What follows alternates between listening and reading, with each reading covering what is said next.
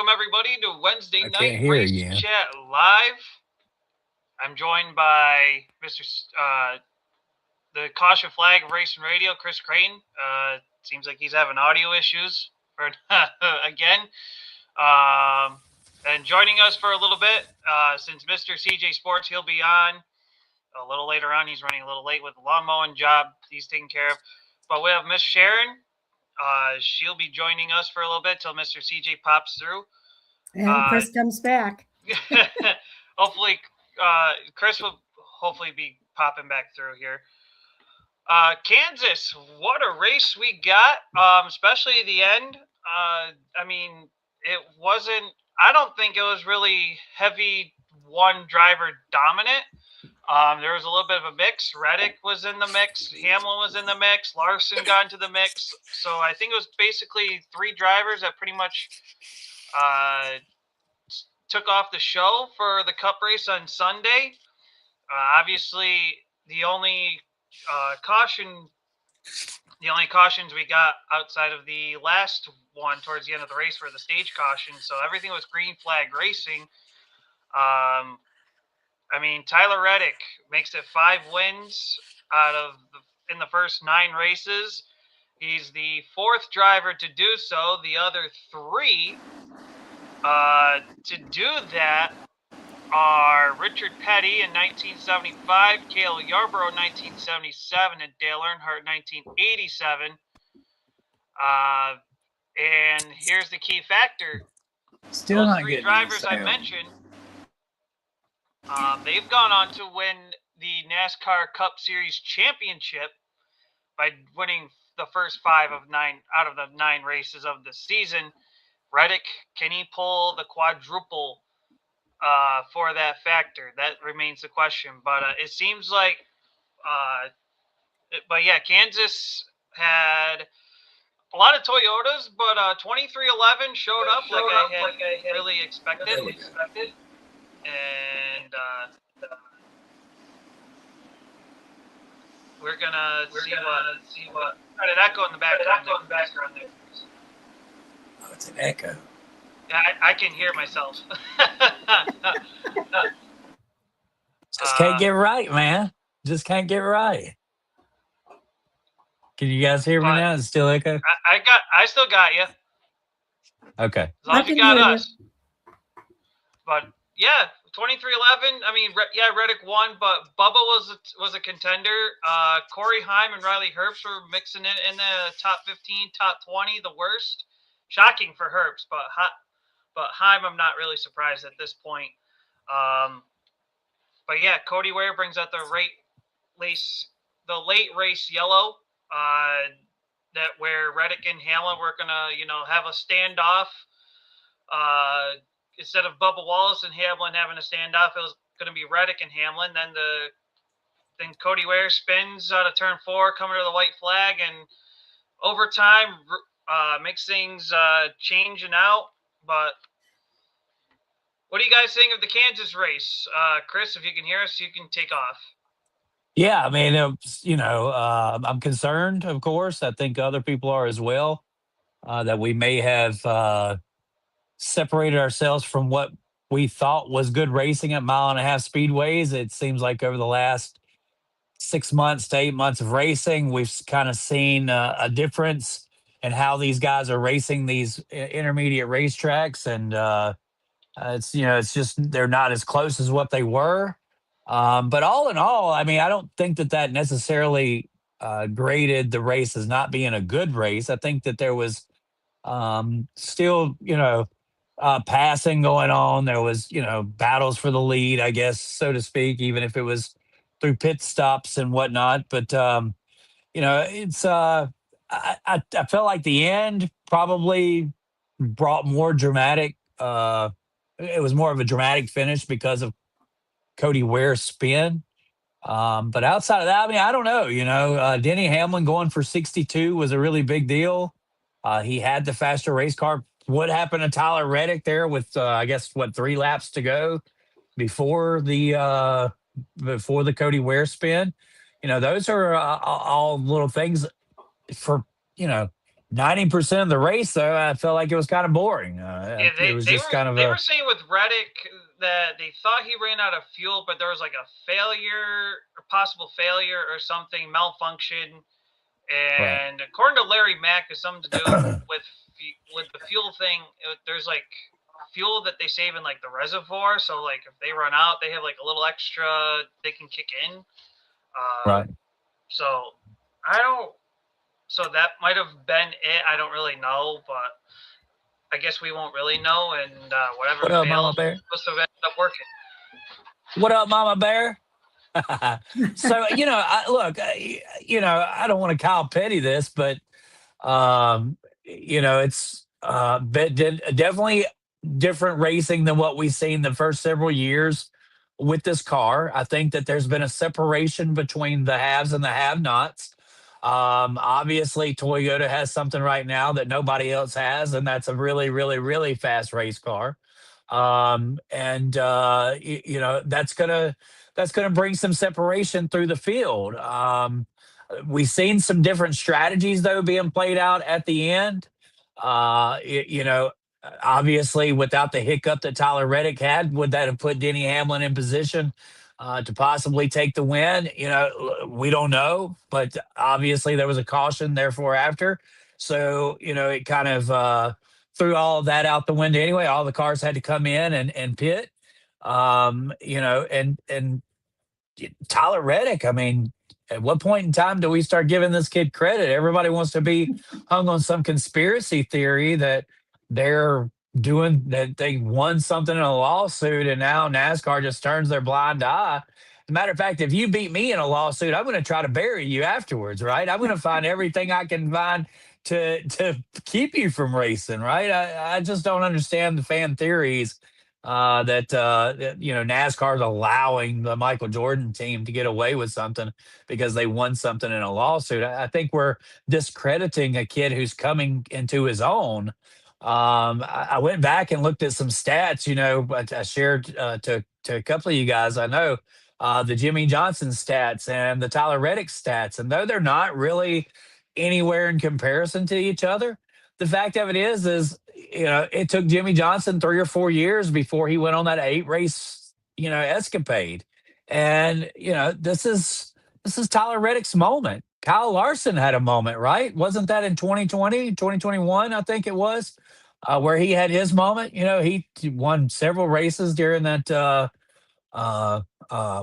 COVID year, I guess, of racing. It was kind of normal for us, but all in all, there was still a lot of restrictions going on and whatnot. But Kyle Larson wasn't, he wasn't a rookie. It took several years. Of course, he got in superior equipment and became a superior driver. 2311 has not. They've got $1 billion owner. They have $1 billion owner, not some guy who owns medallions in New York or some resort like Ginn or even Evernham, who's a former crew chief. These guys have $1 billion owner. His name's Michael Jordan, and he's dumped a lot of money into 2311 being a spectacular race team, and we're seeing the benefits of that. We're seeing it paid off. So get off of this. NASCAR's allowing Tyler Reddick to win these races because of a lawsuit. Man, get out of town. I know I sound like Kyle Petty, but let me just put my hair up in a ponytail. Then I'll look like Kyle Petty. I mean, hey, I thought when it came, I thought it was, I think it was Daytona 500. Where I was like, it's funny how they win the lawsuit and they win the first race of the season. And then the wins started falling into place. I'm like, yeah, I don't think this is. I think something was amiss last year in comparison to this year for Reddick and that team. I don't know if the lawsuit had anything to do with it. I don't know if there was personal distractions Reddick himself may have had last year that may have been amiss. I don't know, because all of a sudden they're firing on all cylinders and then some this year. Miss Sharon? Yeah, I would agree. I heard a conversation on the morning drive this morning on Sirius XM, and they were talking about how the drivers are racing a little bit different this year because of the change in the points system. The fact that we have a chase instead of a playoff system. So they're taking care of their equipment. They're taking care of business and trying to do what they can do to keep their car clean, because we haven't had that many cautions this year either. They're trying to keep their car clean. They're trying to get as many points as they can get out of every race. So it's going to be interesting to see how it continues to play out. So that's what I see. I think there's another trend that's kind of developing. In a lot of the races that we've seen this year, we have not seen a lot of the driver who leads the most laps is not the driver that wins the race. So I think there's a lot more strategy at play. It's not the fastest car that's going to win these races. It's the best strategy play, and it's the best planning that these drivers can put together with their crew chiefs and team members. Pit road mistakes have had an impact. So I do think there's going to be more of a spotlight on those kind of things because these cars are so close to each other. Everybody's going to be a little more cautious, I think, this year. You mentioned the chase being a change and drivers being conservative. I think drivers are also being conservative in the sense that some of these races now have the high horsepower package. We did, what was it, Martinsville without a rear diffuser. So now we're really seeing pit strategy become a factor, tire fall off becoming a factor more so this time around. I just want to shout out to Hunter Blazer here. He is one of our Hot Topic Sound Off regulars. And he says, I've been a Reddick fan since Truex retired, and I love to see him win and break all these records. Last year, he didn't have any wins. So, yeah, welcome aboard, Hunter. It's good to see you. I'm a Reddick fan myself. I mean, I can't deny it. Yeah, and I mean, shoot, I'm giving him his flowers. I would like to see him be the fourth driver to join with Earnhardt, Petty, and Yarborough to win 5 of the first 9 and go on to win the championship. And look, he's just, I mean, I feel like we're seeing Reddick. The Reddick now reminds me of him back when he was running what's now known as the O'Reilly series. I think I want to say it was like his second year with RCR.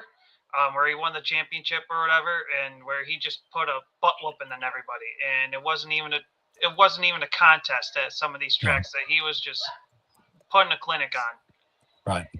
Well, and you go back to Tyler Reddick's rookie year. I believe he won the Xfinity Championship in a junior motorsports machine, and unfortunately, he had such a rough start that Junior did not even pursue to re-sign Tyler Reddick.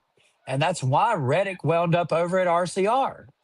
So, guys have written this kid off from day one, and he's come back and proved to everybody that he's definitely capable and plenty worthy. I mean, he won 3 races, I think, in RCR equipment, then has gone on to win, I would say, 13 wins, 10 races already with 2311. Wow. I mean, that's adding it on pretty quick considering the limited success that you would expect 2311 to have in such a short period of time.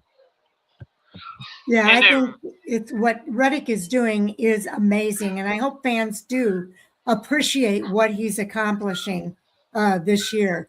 5 wins in 9 races. We haven't seen this since 1987. Right, and I think we're seeing one thing the historic run here. One thing that we're all missing as well is this is coming from a team that's not the big 3. When you think the big 3, you think Penske, Gibbs, Hendrick. This is coming from 2311. There's now been a shakeup in the big 3. Maybe it's still a big 4, but need I say more? Like, there's been a shakeup because now you rhymed. What a guy. Here's what happens, though. Other teams are going to catch up eventually. They Right. found something that nobody else has found yet.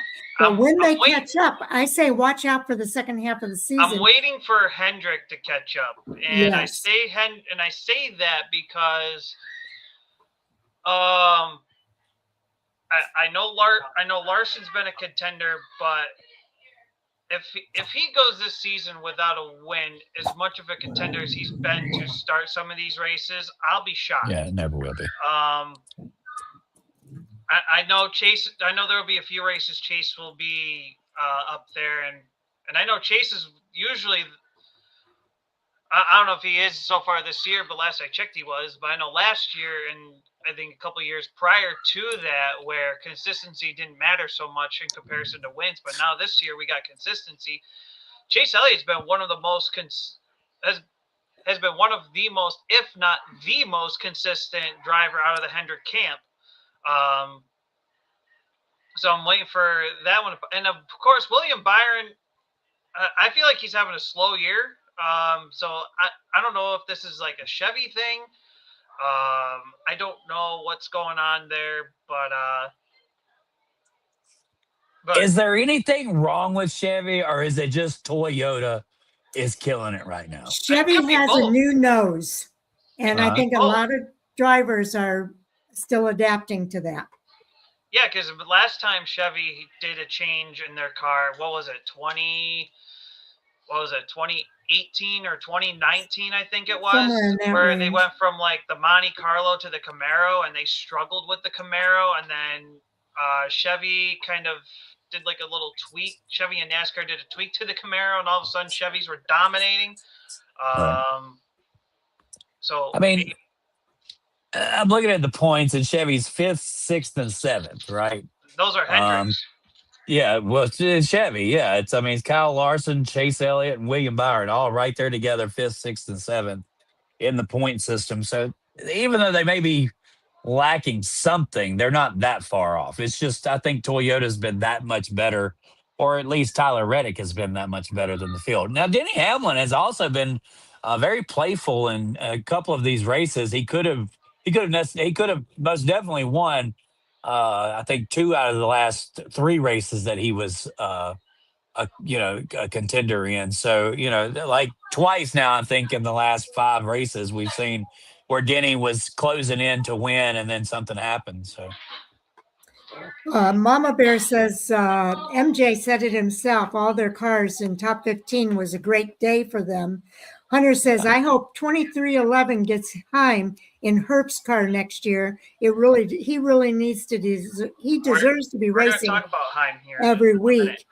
And only Spire seemed to have figured out the new body from Hunter. Yeah, but I think Spire's really getting second information from Hendrick. Hendrick is basically treating Spire like what we've seen him do with Stuart Haas back 10 12 years ago in 2012 when Tony Stewart took over at Stuart Haas. Those were basically satellite teams to Hendrick, and I think that's exactly what Spire is right now. As we've mentioned here before, there's been a connection between those two teams, building something really magnificent for Cadillac and Formula One. So I think these two teams are tied together really, really, really close, which is a smart move by Hendrick because there's 2 talented race car drivers for sure over at Spire, and Michael McDowell, he's no shaker as well. Yeah. Getting back to the Heim comment as we get further into our green flag headlines here. Right. 23. Hunter mentioned again 2311. He's hoping Heim gets the 35 car, which has been probably the more talk of the town. Hamlin put the pressure on Herbst to start the year. If Herbst doesn't improve from last year in a decent way, Herbst could be losing his ride at the end of this year instead of finishing out his contract. And Heim has ran very well with the 67 car in the very few starts he's had. Oh, very well. And of course, for somebody who's not running the truck series full time, sure knows how to find a way to get to the points lead. but anyways, there's been rumor, as Chris loves his silly season talk. So if any rumor spurts around, if Chris doesn't know about it, usually I'm the second one to fall a line in case. But there's been a rumor flying around that Corey Heim could be the replacement for Josh Berry at the Wood Brothers team. Oh, I don't see it. No, I don't. I don't think I see it either. But where there's smoke, there's fire. But I mean, hey, if Toyota really wants Heim, they're going to do anything they can to make it happen. I mean, the Legacy is going to have that third car next year. So if Herb stays, there's that 20. If 2311 does this thing where, what are they? Oh, with Trackhouse, they got SVG, but because they didn't have a ride for him, they loaned him off to Colleague in the O'Reilly series. So I could see if Herb stays in that 35, Legacy and 2311 could work out a deal to get Heim into that third car, and then when Herbst is gone, they're going to put Herbst into the car. But the whole Wood Brothers thing shocked me. I don't know. That would make me think, okay, if Heim were to take the 21 car, where would that throw Josh Berry into the mix? And I know there's a lot of rides that are going to be available after this year, but obviously once we really get into mid-season form, we're going to start seeing pieces to the puzzle come into play and fall into the mix. So I guess we got the Legacy thing that was like the first real piece. Now the second real piece, I shouldn't say real piece, but I guess the second possible piece is this whole Heim and Wood Brothers ordeal. Yeah, so I don't know how much fluid this rumor has. The one thing that I could see as an option is Cindric being pushed out at Penske. That would open the door for the 21 ride. Cindric is also under contract, or his contract is up at the end of the season. I could see that being a move, but that would have already been decided by Penske that they were going to promote from within. I don't see why they would give up on Josh Berry yet. I think that Josh Berry's done a magnificent job in that 21 car. Corey Heim is a generational talent, though, and we could see mountains moved because of that reason, right? I mean, we've obviously seen in a very short period of time what he can do in a cup car. Like, it takes you 3 times to see if somebody's got it or not, if they're going to take a lot of time to get there, or if they're going to pretty much be up to speed by the time they take the wheel over. Riley Herbst is a perfect example, who struggled for the last year, but really we've seen a different Riley Herbst over the last couple of weeks, over the last month or so. He's definitely improved. He's definitely a better driver than what he was last year. And whether or not he fits in the mold there at 2311, I'm not sure. I do know that Toyota was hesitant on bringing Heim in because he would have had to have gone through Joe Gibbs Racing. And there's some kind of little sword fighting Star deal between Riley Herbst, not Riley Herbst, Corey Heim and Ty Gibbs. But, there's also 2 other organizations that race Toyotas, which is Legacy Motor Club and, of course, 2311. So those are options for him. I have heard also that Harrison Burton was a potential candidate for the 3rd Legacy Motor Club car, and those are just left field predictions that I don't know why field a 3rd car and not try to bring in a more top. And I'm not saying that Harrison doesn't deserve a second chance at Cup, but obviously when you're fielding a 3rd charter, you kind of expect a named driver to take over that, or possibly maybe a Corey Heim. But I just don't see Corey Heim as the type of talent that's going to sit in a car for a year, like what we've seen with Christopher Bell. I was shocked with Christopher Bell, right, that he was put off over into, I think it was Ron Levine's team at that time. What was that team called? the 95 car. Levine Um, family. Yeah, Levine Levine Family Family Racing. Racing.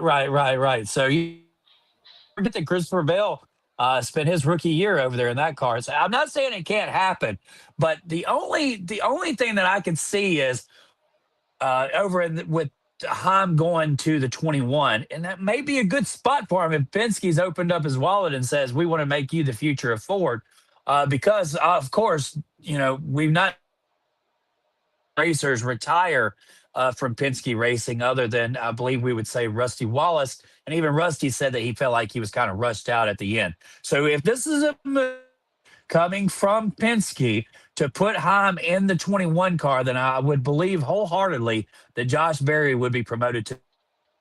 How about you, Miss Sharon? Yeah, it's an interesting idea, and I'm not going to say I don't. I did say I don't see it happening, but I do know that anything can and usually does happen. I mean, So we'll have to we've see seen how it Harrison. comes out, huh? We've seen Harrison Burton be a Toyota guy for the longest time, and then he took over the Wood Brothers Ford. If you think about it, now Yeah. he's back over with Toyota and Sam Hunt Racing. So Who knows? Who yeah, knows?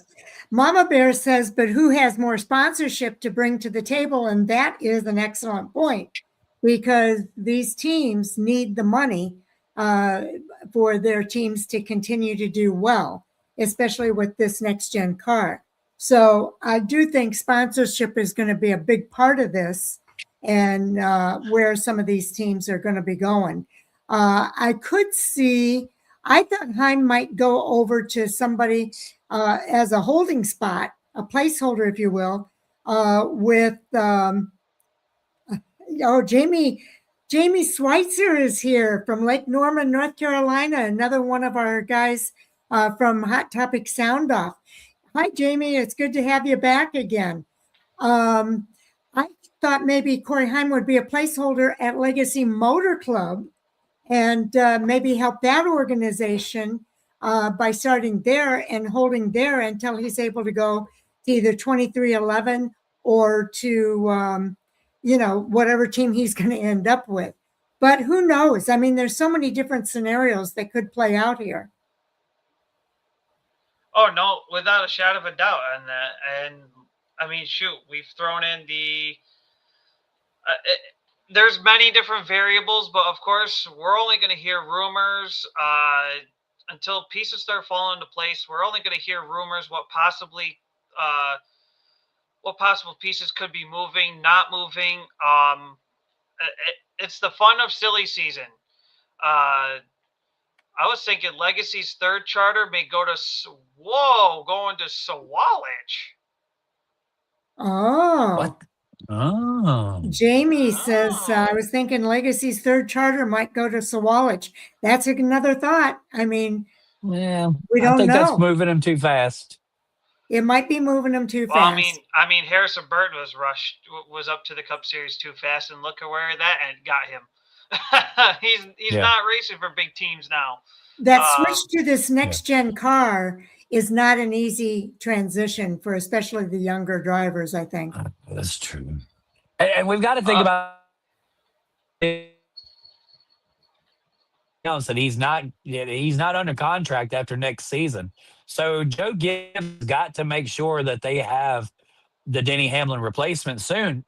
And unfortunately, I think hard hits are going to keep that from being a guy who's most definitely proved that he could be the replacement to Denny Hamlin, and that would be Corey Heim. Like, if I had one guy that was a talented, generational talent that was out there in the free agent market, why would I not bring Corey Heim into the fold? But I think that this is, once again, Joe Gibbs is not really tuned into what's best for his team, but what's best for his grandson. But I digress. So at least he's winning now.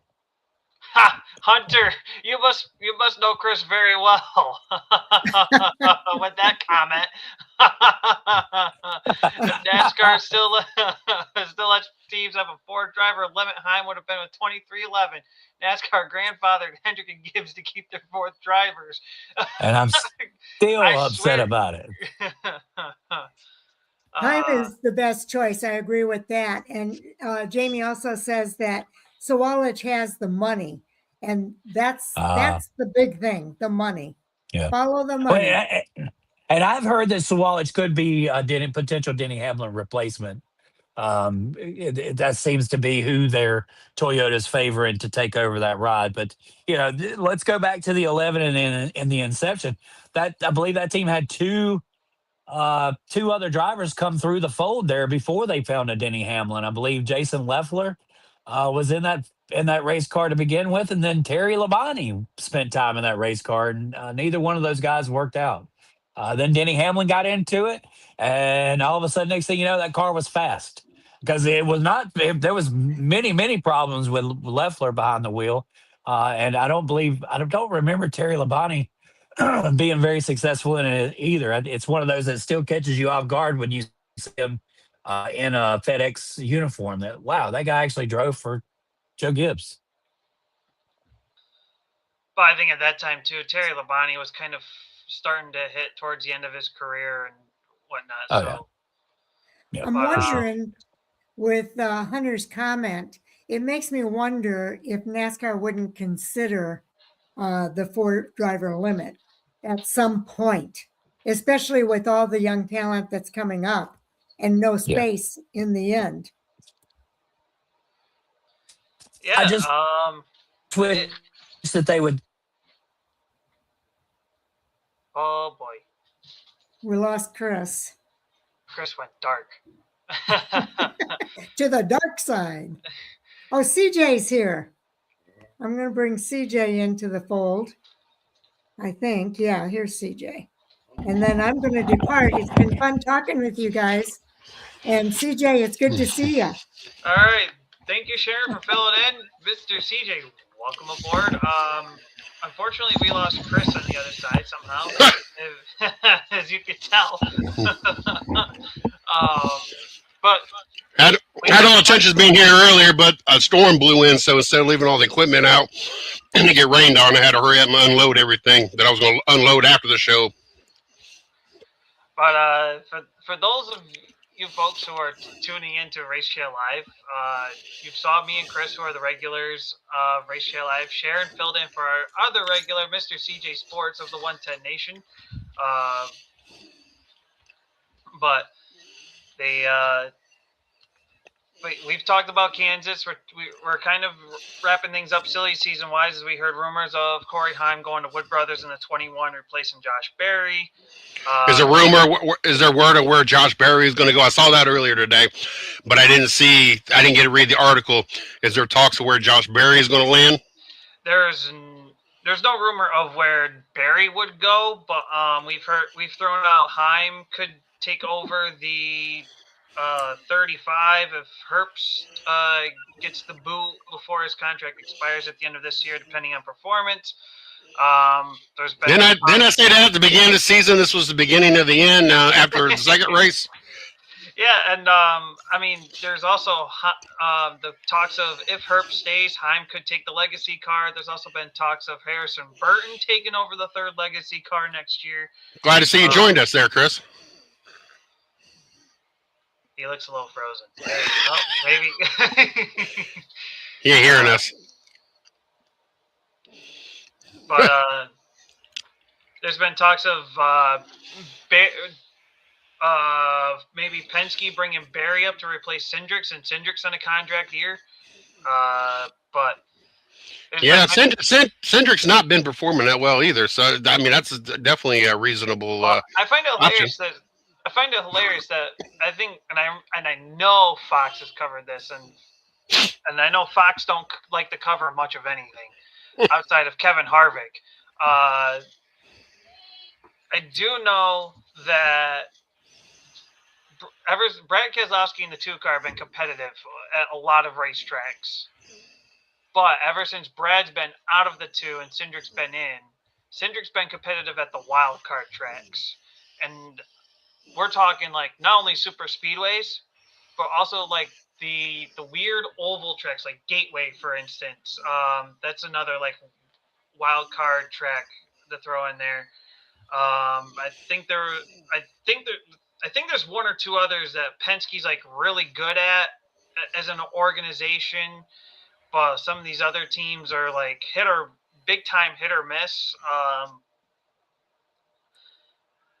I know there are some of the ones that we covered last year, at least on the fantasy report side of things. I can't think of it off the top of my head, but yeah, there's been a lot of talks for the silly season. Now we bring up another thing before we get into stat of the day here quick, is that network TV issues affecting viewership. We're seeing either a steady or a small downhill climb on the Cup Series viewership numbers. But for the O'Reilly side of things, their viewership has gone up, and convincingly so. And so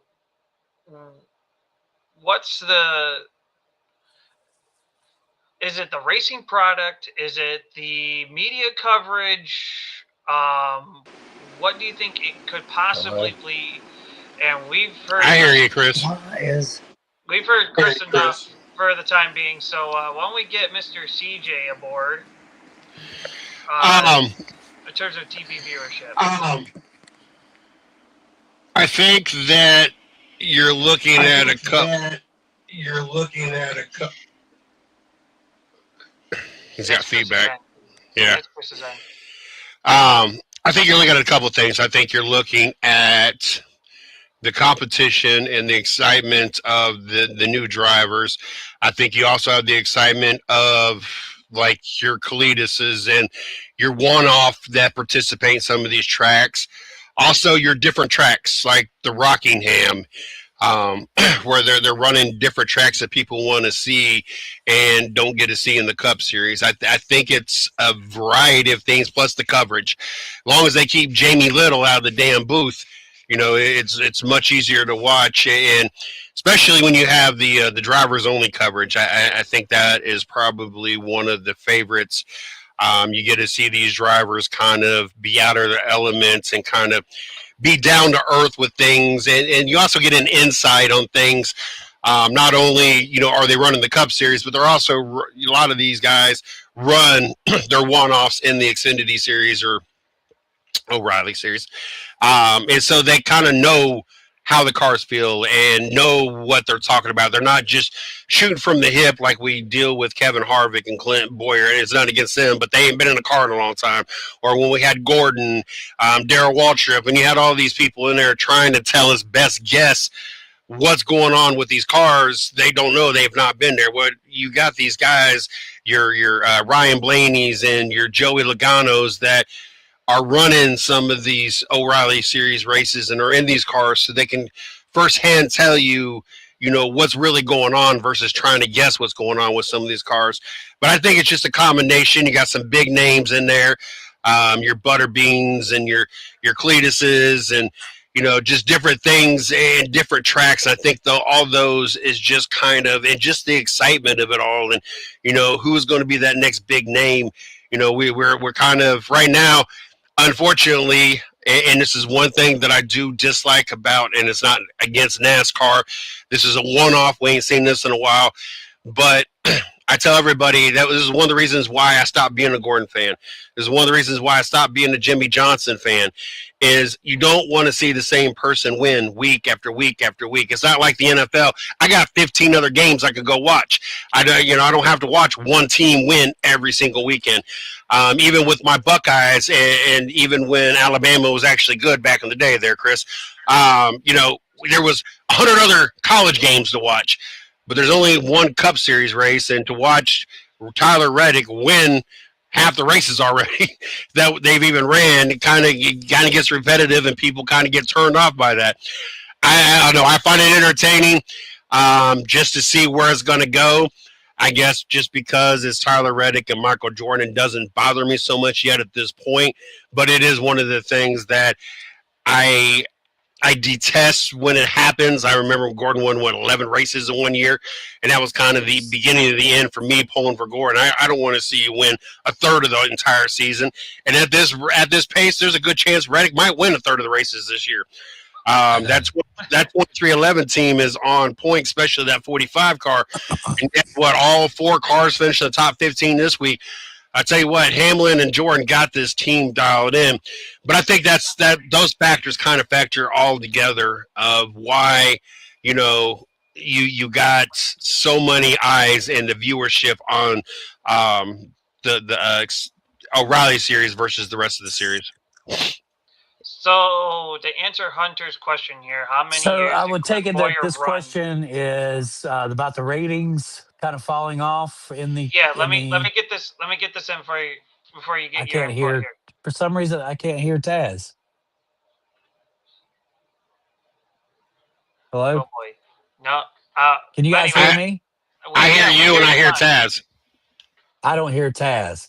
I'm having some major issues. Of course, maybe Taz can hear me, and I'll drop out as soon as I get off this. Well, we pass the baton. I think everything that you said, CJ, is exactly true of the lack of ratings at this point in time. We've seen kind of a decline going on the last several weeks. Also, the new of this car is worn off, and I don't think that we're getting as close of racing. We're not getting. I mean, when you see the fall off from Bristol and TV viewership, and you're like, well, wait a second, that's a short track. I think that's an accumulative of what's been going on in short track racing. But when you start looking at the bigger picture and seeing that, um, we've had, a guy win 5 out of the last 9 races. We've had less uh, cautions. We've had kind of so racing going on throughout the field. A lot of lack of tire wear, lack of cautions. I think all that kind of creates this atmosphere that it's not as fun to watch, and I really think that we're kind of suffering to some momentum that I think maybe IndyCar has by being on network television, and that was kind of the focus of this question because I think that IndyCar has uh, uh, uh, gained some viewers because of being on free TV, is what I'll call it. But at the same time, this past weekend, I heard a lot of people upset because they were no longer able to access free TV because free TV is not so free anymore. And if you have certain companies that provide your TV network or your TV, satellite or Xfinity or whatever it may be, they've you're always in this constant war with having your local channels and the amount of money that basically YouTube and DirecTV are demanding from these over-the-air free TVs to pay in order to be on their, uh, um, I guess, broadcast. So it's kind of a mixture of both. But as you said, Mr. CJ Sports, I think a lot of it has to do with the particular style of racing that we've had. And let me drop out of here real quick, and I'm going to come back and see if hopefully I can hear both of y'all. I don't know what's going on. It's very aggravating. So yeah, back to Hunter's question here, quick. How many years did Clinton Boyer run in the next gen before retirement, if any? I do not think Boyer ran any next gen races. I think he retired. I don't remember if he retired in 2021, which was the last year of the Gen 6, or if it was, or if it was or if he retired the same year as Jimmy Johnson did. But I don't. Clinton never ran next gen car. I know Harvick did I think for 2 years, if I remember correctly. But so Harvick's got the better knowledge than Boyer does on that part. In terms of I know the racing product, the Cup Series has been trying out some different things to try to make things better. But I think the one hit that I'm seeing some fans and I think some of the bigger YouTubers are catching is that the O'Reilly series, the car, the racing that they provide, it reminds some of the fans of what NASCAR in the Cup Series side used to be. You had a great race just about every week, no matter which track it was. You had your, I mean, like, you have your typical front runners, but they're not like dying. They're not like dominating, so to speak. Kind of like we're seeing like one driver. I guess you could say one driver dominating the season so far. But and I think the other part of it and I know Miss Lee mentioned it, is like changing the stations. I mean, shoot, good example of that would be Cup Series. I mean, one week they could be on the main Fox broadcast, the next week they're on FS1. I know we got Amazon pitching in for a few weeks, and then TNT comes in for a few weeks, and then we go over to the NBC, which is weird when we get to the NBC side of things because one week could be NBC, the next side could be USA. If you go over to like IndyCar, IndyCar has the main Fox for the whole season. Truck Series has FS1 for the whole season. I believe CW's doing all of the O'Reilly series. So I mean, everyone except for the Cup Series is on one main broadcast network, and I understand we're trying to bring in different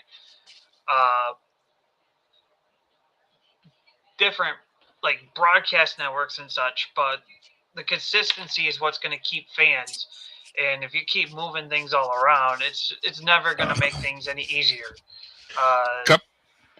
Couple things, Taz. Clint Boyer retired for the 2020 season, started in the booth of 2021. I Googled that while you was talking. Someone in the chat also mentioned about commercials and no commercials. At the end of the day, commercials got to they got to pay their bills. I am not so butthurt about the commercials. Honestly, most times I even fast forward by the side by side stuff because if I'm not going to listen to one commercial, I'm not going to listen to the other commercial. So usually the box is too small. I'm not paying attention to it anyway. If I have recorded the race or if I'm going to use my bathroom break, that's when I'm going to use it anyway. So they might as well just do a regular commercial to me because it doesn't change anything. It's still a commercial. And I understand the purpose of commercial. I know it sucks, but any sport you watch, I know it's an inconvenient thing with the race, and it seems like wrecks happen then or things happen then, and it's kind of out of their control.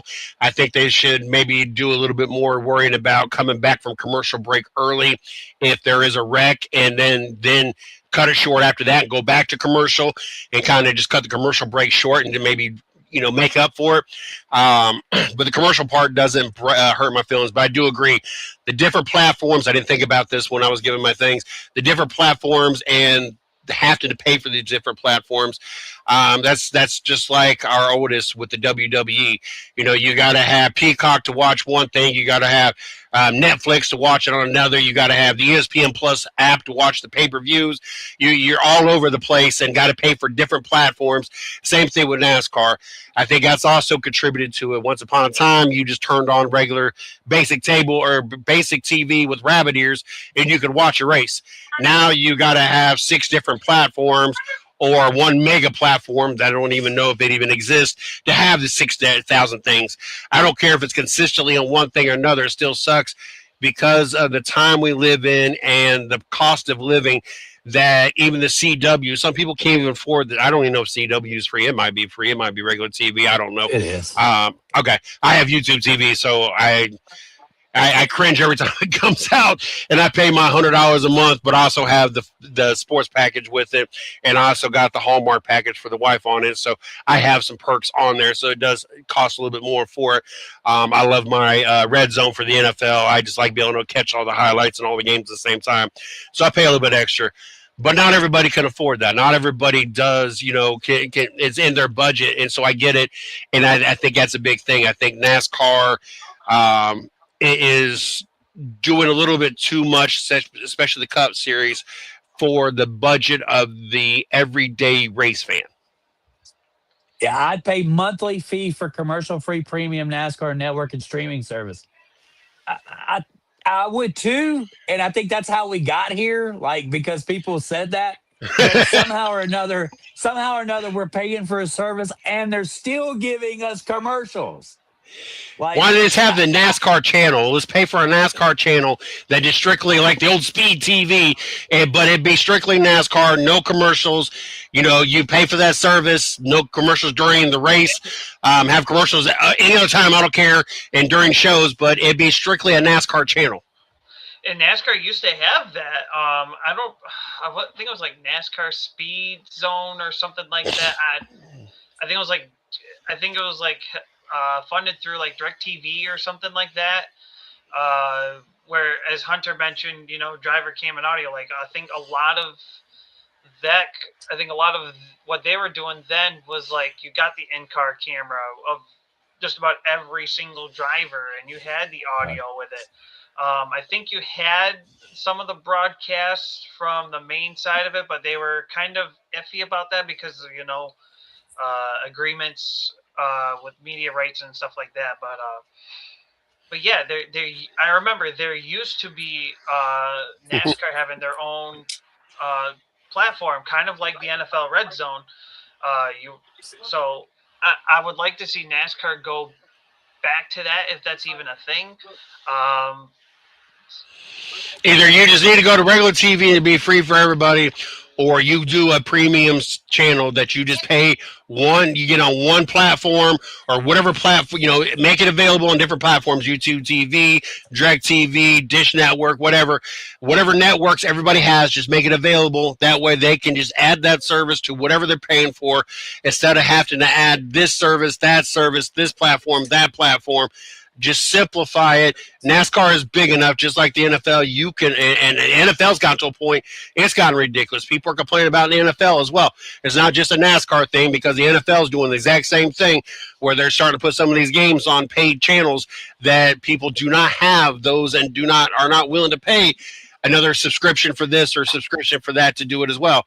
So it's just not just the NASCAR, but the NASCAR needs to figure it out, because their ratings are not good enough to be able to do this. The NFL is king of the world. They can kind of do this and afford to lose some viewership and play around with it. NASCAR does not. It's been on the decline for such a long time.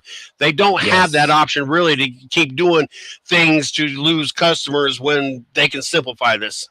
And the one thing I remember NASCAR when I was growing up. I think the one point where I was like hardcore watching it growing up was like Gen 4 Car Tomorrow era, like those years. I remember like when I had TV, it was like basic, and I'm talking like basic as it gets. Like every week I could turn on main Fox. NASCAR races on a Saturday night or Sunday afternoon. I could turn on NBC. There's a same thing, like Saturday night, Sunday afternoon type of thing. If a race got postponed because of rain, I would get home from like school and do homework and such. But if I turned the TV on, like you turned on the basic NBC and basic Fox, and you had the freaking race, not on freaking Fox Sports 2, for crying out loud. They have to pay a subscription. That's another thing that pisses people off, is when there's a rain delay or FS1 has got something scheduled and not everybody has FS2, and that race bounces to FS2. That pisses a lot of people off too. I mean, so I think, what was it? We had the Clash. Clash. I think it was 2 weeks in a row we had the Clash, and I think Daytona, was running behind or something, and they bounced it to FS2. Yeah, it was the Clash that went from FS1 to FS2, and then the qualifying was because a basketball game was running over. Yeah. It was the tournament. It was FS2 before it went over to the main Fox for that deal. Yep. Yeah, Hunter had a great point. Prime does a really good job. They have a great after show. I myself have found a good after show on the YouTube. It's Kyle Petty and a couple of other people that I think not Steve Letarte. Who is it? It's Kyle Petty and some lady, and I think maybe Steve Letarte. They have a post-race show that's really cool. Of course, if you catch the Gluck and Benaki show, it's pretty good. So there's outlets there for post-race shows. But Ms. Lee said that the over-the-air is important because you're just going to alienate some fans. And let me tell you, I, as a Braves fan, since I was old enough to get out of pooping in diapers, they just decided this year that they were going to completely surpass over-the-air contracts and basically create their own streaming service. It's $100. This is the first year that I'm just not going to watch any Braves games unless they're on ESPN or Fox, because I'm $100 this and $100 that and $100 this. I'm just $100 out. And even though I love the Braves and they're probably better this year than they've been in the last several years, I just am $100 out. I'm just tired of purchasing this next streaming service. So I get what Miss Lee's saying, and I do believe that it should have streaming podcasts with cameras. Yeah, look, it's time for MRN and PRN to step up. Let's go into the digital world. I agree. If you sat there and watched the broadcast on MRN like I did through 90% of the race, and it was a delay. It was like a 30-second delay from what I was seeing on TV, but it was okay because I was more consumed in what they were calling in the race than anything that Clint Boyer and Kevin Harvick and Mike Joy had to say. So even on the Don't difference even of the get me 30 started second on Mike time Joy. lapse, I was still so much better informed with what was going on in the race with MRN than I ever was with the broadcast from the TV side. I think I mentioned that here before. Let's bring the MRN PRN crew over into it, guys. I think we're running out of time. Here's the stat of the day popping up. Taz, do you want to read the stat of the day, or you want me to grab that? You Stat can of grab the stat No, of day. the I was gonna say no intro music. Stat of the day. What? Here comes that stat of the day. Bop, bop, bop. All right. Mr. I C, you love got it. I that. love it. I love it how we get involved. All right. So there have been 6 DNFs in the last 5 races, the fewest in a 5-race span in Cup Series history. Additionally, the 2026 season has seen 54 total cautions, the fewest through 9 races since 2012, with 48. Wow. So we just said it. Not as many cautions, fewer DNFs, more cars finishing on the lead lap. This is the product of a car that people have gotten used to, and a car that's basically indestructible. And it kind of leads to boring racing. I promise you, what you were so in love with in the 90s was Ken Schrader going down the backstretch and blowing a tire or blowing a drive shaft out from underneath the race car and causing a caution. And then that puts the field back together because back then, you had 10 cars that were competing and 20, 30 cars they had to get around. But what makes that such a great time was we saw failures in equipment, and it created side by side racing for the most part. It created bunched up fields for restarts, but we just don't have that anymore. Most of our cautions are competition cautions for stage racing, and that's just where we are now. And I don't know if we can go back to those times, but that is the stat of the day. Stat of the day. But it's not necessarily a Stat of the day. bad thing that the equipment is better and it got better quality stuff. I get what you're saying, but if we had all these cautions, then people would just complain that there's cautions all the time, and NASCAR just throws cautions to dictate races. So you kind of damn if you do, damn if you don't situation. With the whole stage racings, I wish that they would do away with those laps counting, especially the smaller tracks, because you lose 10, 15 laps per stage, like at Bristol and stuff. So I wish they would not count those laps towards the race total, because it's I don't know. I don't like that part. Hey, we're gonna mention something like that for our poll question later. Oh, sorry. I'm sorry. Yeah. I guess if I'd read the messages sometimes instead of cutting grass. Whoa!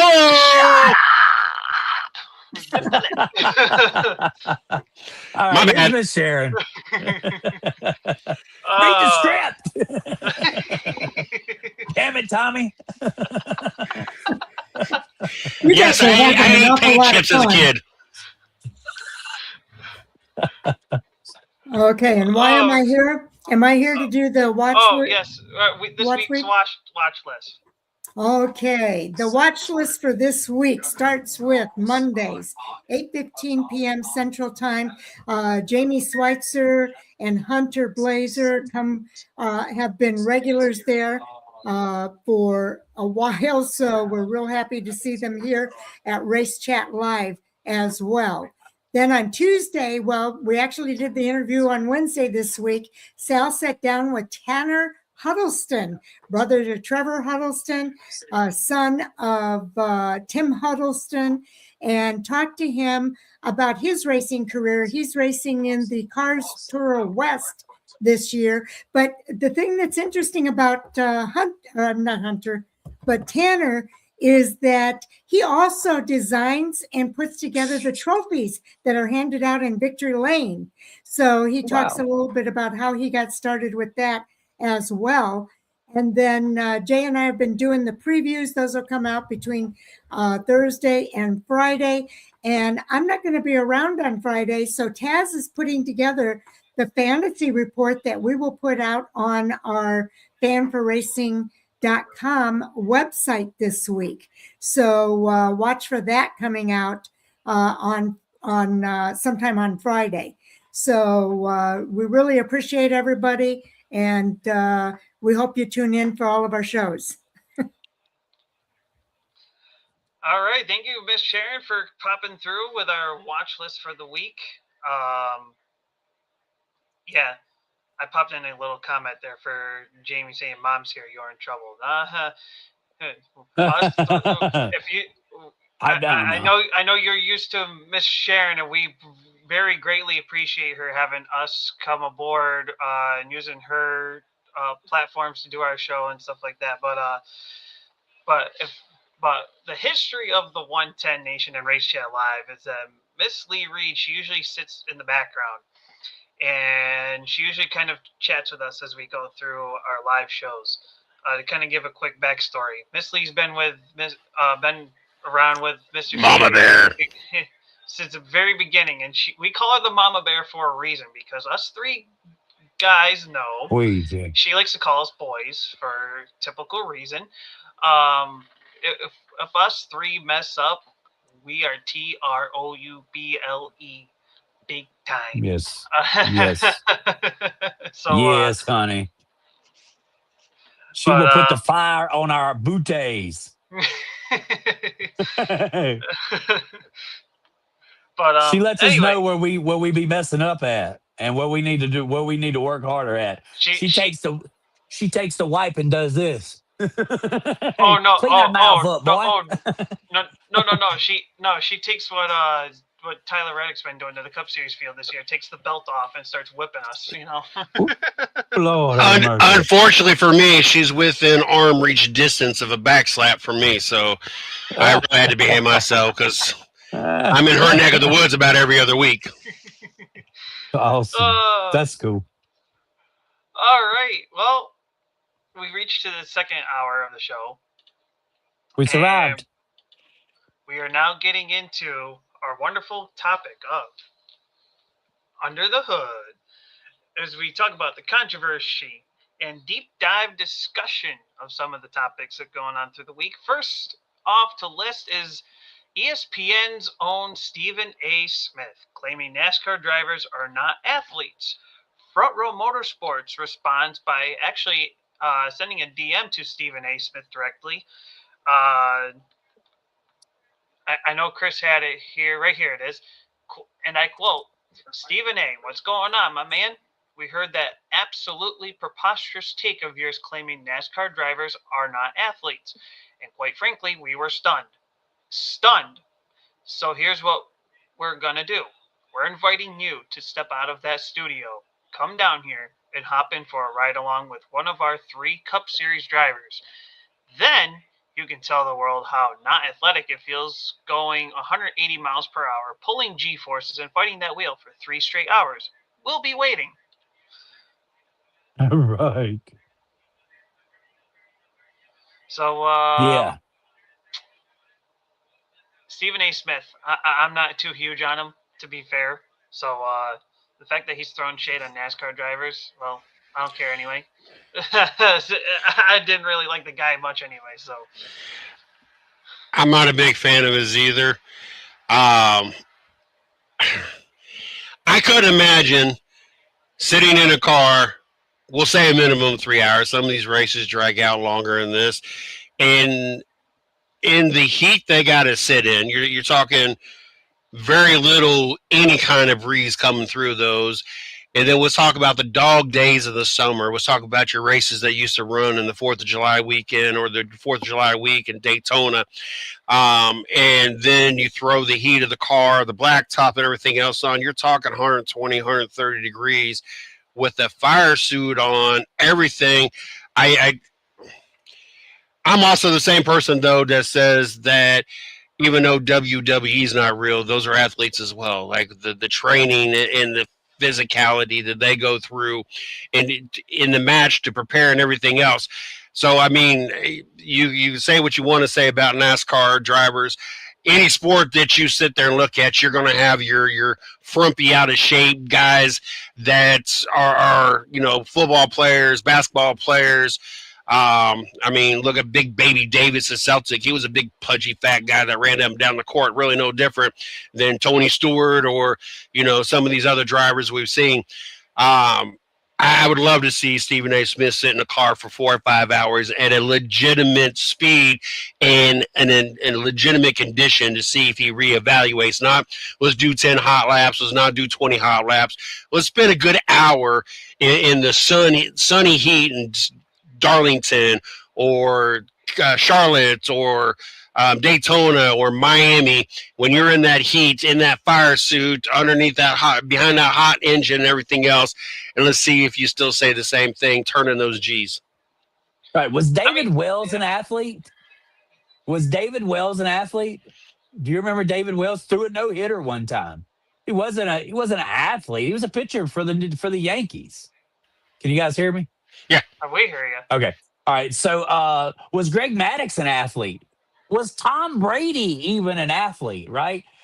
What I'm getting here is there's guys who are in the sporting world that don't take and let me rephrase that. Tom Brady may not have been athletic, but he was definitely an athlete because he took care of his body, right? And that's the point here, right? To be able to take care of your body, to be able to withstand the pressures that these guys have done. Whether or not you are, you're a physical athlete that can run up and down the court like a Derrick Rose or a LeBron James, or maybe you're just a Luka that doesn't play any defense at all, but does spectacular things on the offensive side, right?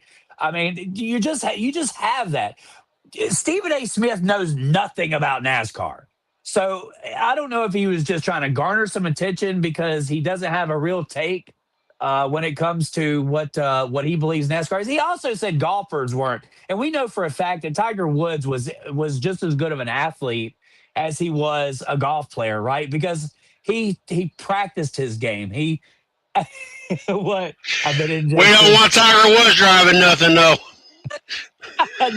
No, not anymore. That's for sure. That man be flipping cars left and right. I mean, yeah, you're right. Cleetus You got shows from now I mean, look, it's what he wanted to do was get relevant in the auto sports world. Most people have, most of these daytime talk show hosts have taken a little bit of a liking to the fact that Michael Jordan is winning in something besides basketball. And that's what's created this stir to talk about motorsports. And Stephen A. Smith wanted to get seen. He wanted to be heard. So he laid some stupid comment down that that drivers are not athletes. Jimmy Johnson was an athlete and a race car driver. Jimmy Johnson could ride a bicycle from the East Coast to the West Coast. I mean, the guy he was unreal. Mark Martin was an athlete who drove a race car. An athlete is how you condition yourself for the sport that you're going to play. There's big guys that play on the offensive line and defensive line in college and even in the pros, and they're not much athletes. They've just created. There's a position that's perfect for them, and they've been able to manage that position amongst their career. I bet MJ says the drivers are athletes. So if MJ thinks they are, mic drop. I tell you what, Jamie Little loves to be the cheerleader behind Michael Jordan. I hope to God she actually does something good and bring that damn question up this week and see what Michael Jordan says then. Well, Michael's got to be in victory lane again. I'd say the odds are it's going to happen again. It's funny you think about it because like the drivers, like they're dieted, they take care of their bodies to do the heat, take care of the heat and everything else, all these variables, as Mr. CJ mentioned and whatnot. And the other part that I think that is amiss too is that we always talk about the drivers, but there's guys in behind the scenes too, like the pit crew members and such.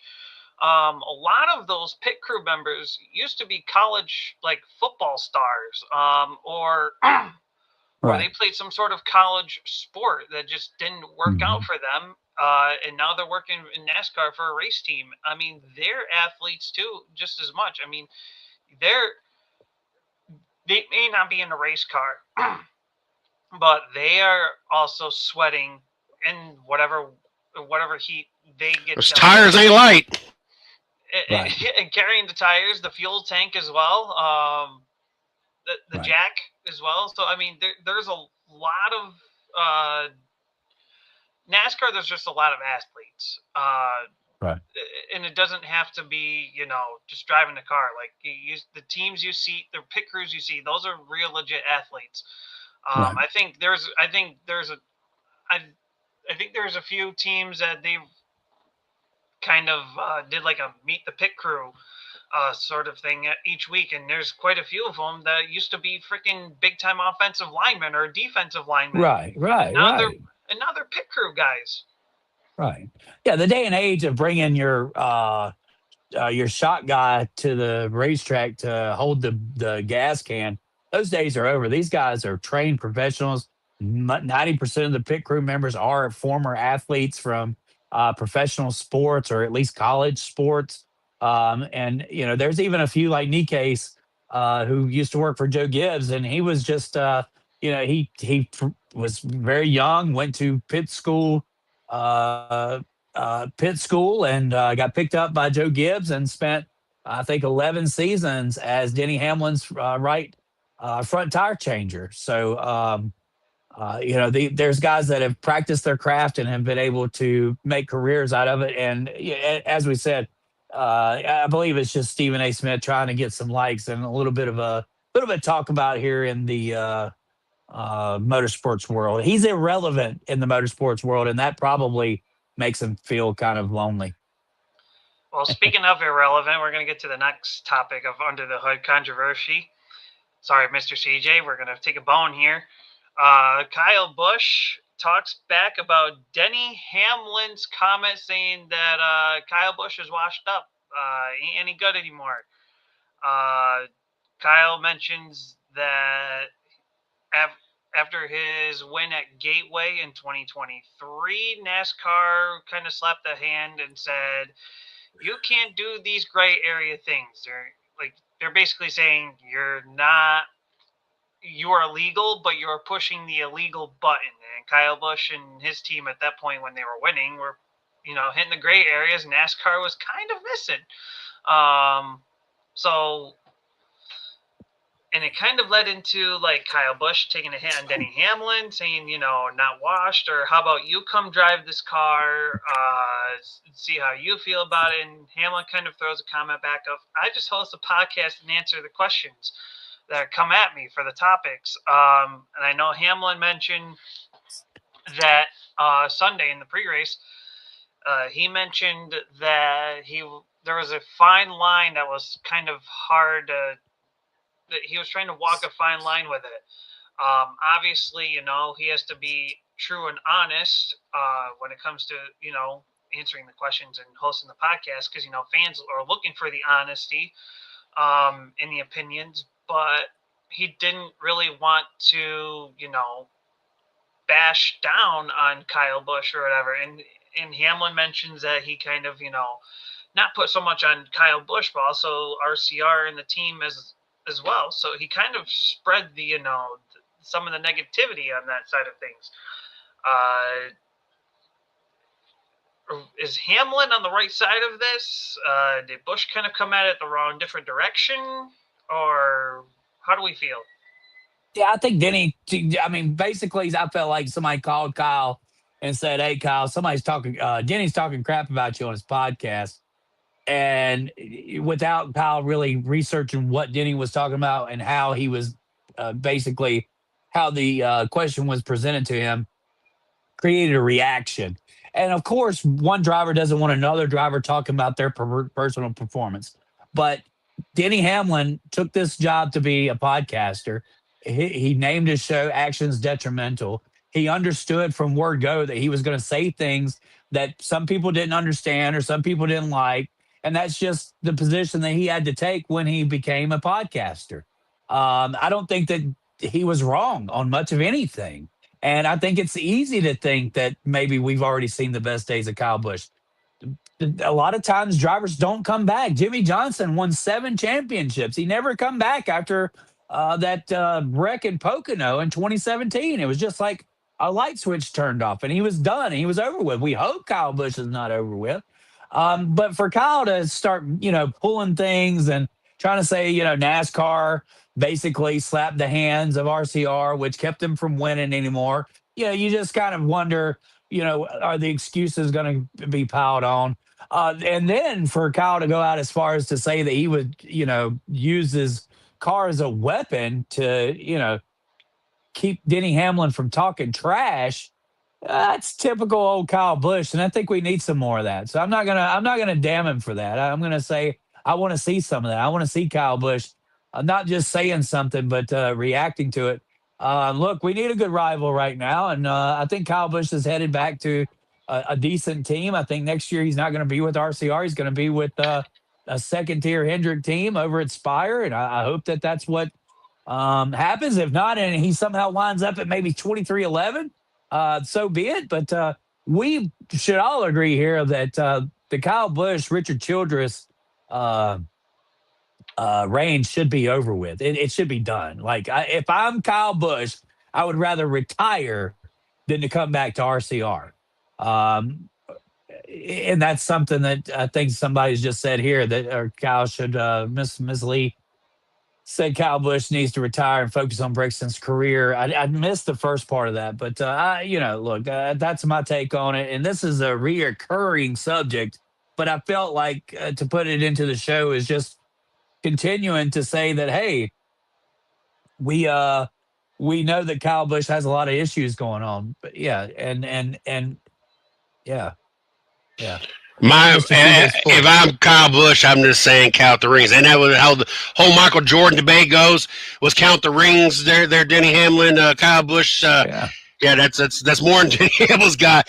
Right. Yeah, I've been waving his banner all season long. I'm not gonna say Kyle Busch is washed up. I think his priorities have changed. His wife's got this whole social media movement going on. Braxton's racing. You've won championships. You've won more than any other driver across all three series combined. Like you've kind of done what other than the Truck Series championship that Taz has brought up. That might be a possibility still. I just don't think it's a fit at RCR. I think that he thought it was going to be something else than what it was. And he was sadly mistaken. And now he's going to have to finish out the season where he's at and then figure out his life on that. See if it be Aspire, if it be somewhere else. I think anywhere else at this point would be better where he went to colleague. I don't know about colleague. Yeah, I mean, if you were going to have the same nunchuck results, then at least over a colleague, you would be the future of Dodge and not wondering whether or not you're ever going to be in a competitive race. I don't know if I would call him the future at this late in his career. I get what you're saying, but I would say the future of Dodge. But I think you have a better chance of lining up Braxton's future if you would have went to colleague, seeing everything colleagues got going on across all their different platforms. I think that would have been the wiser decision, yes. And who knows, maybe that's where he goes, and that's where he lines up Braxton's future at, because it seems like colleagues really trying to do something and try to be a force in all three series and in NASCAR, period, versus it seems like RCR at this point just throwing a couple cars out there, and that's just what they're calling it. Taz, read what that says right there, Taz. Busch goes to Haas in 2027. I What are like you this guy. Whoever smoking? this guy is, he's my star What? angel. He's gonna turn. There's no future there. Yeah, right. Yeah, If no, he's wait, no. Look, hold on, no, hold on. Busch goes to Haas F1 in 2027. look. I mean, look, it could happen, right? We don't know, and I love a big take. I love that, man. I mean, Would it somebody's be thinking outside the BHR box. Busch Haas Racing? Now that we got Stewart out of there, is that what it would be? Busch Big Haas paychecks Racing, for sure. BHR. I mean, I could see Haas doing that to bring back some relevance into their organization. He had every chance to sell all four charters, and he held on to the last one. I'm not sure this is what he had in mind. It's by staying in NASCAR, but though he did sell the other ones for next to nothing, and now this is Evergreen charter, which is worth way more than I think what the other three were even worth. But Kyle Busch could bring in. And look, I know the paychecks that Richard Childress cashed in the last 3 years because of having Kyle Busch there. Kyle Busch will definitely bring sponsorship. So that's without a doubt. Now, whether or not Cole Custer or it becomes a 2-car team. At what point in time do the charters make it to where you can just go ahead and afford to run a second non-charter team throughout the season? I guess we'll see if RFK can do that next year and continue with 3 race teams. I just don't know where they would get a charter from. What about you, Taz? Oh, I was getting ready to move on to the next subject. Okay, sounds good. Sounds good. The next part of this one should really tick some people off. This is gonna really stir the pot. Ooh. Stirring the pot. Do not. Yeah, come on. So Come on. there's been talks Hit me with it. in the last few years, and we saw the actual prototypes run at Chicago Street Race last year. I'm going with the part of NASCAR considering the O'Reilly Part Series to be an EV crossover series. Good, bad for the sport. I think it's an absolute shit fire.